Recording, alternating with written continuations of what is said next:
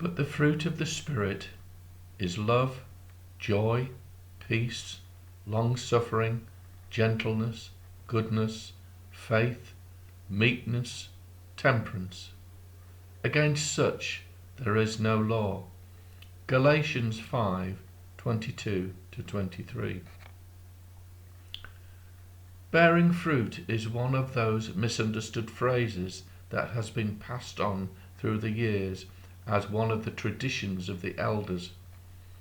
It has been seen as something that can be produced externally, like filling the pews of a church with new converts. This was never the case, and there is no evidence to suggest that it was. It is a grievance to think that when the Lord asked us to bear fruit, his words were misaligned to represent monetary income or the winning of souls for the kingdom. His hope was that we should accept him wholeheartedly into our hearts so that he could effect a change within. The attributes of that change are listed in the scripture above. In latter times, I have struggled with this concept as I have seen little evidence of Christ-like people in the church. I seek not to criticize, but I lay this charge squarely on my shoulders too.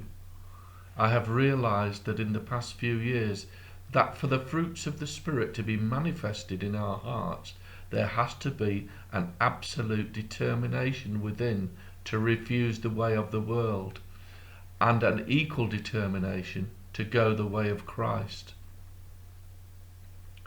Love is not passive or indeed easy, but it is active and even painful in its implementation because it goes against the inherent independence that is within us at birth.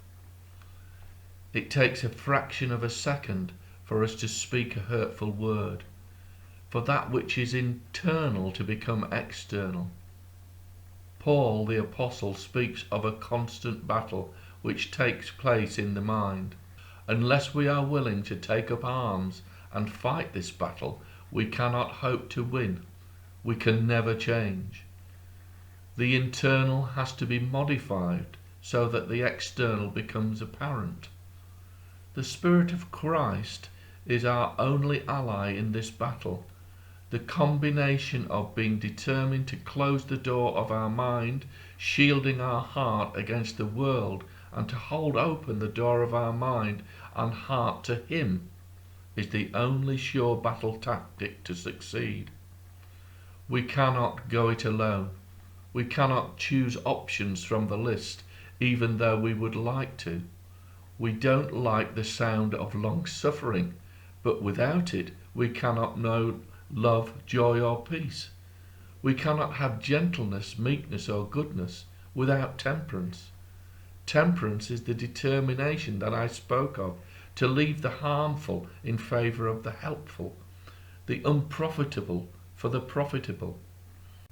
In all of this, having faith that God can do what He says, in that He can conform us to the image of His Son, develops meekness, which is concordance with God's will in preference to our own will. I have discovered that the change of the human condition is a long process, indeed a lifetime. They say that youth is wasted on the young, and in some respects one can see the wisdom of that adage. The more one practices, the better one becomes. Better at loving, better at giving, better at understanding.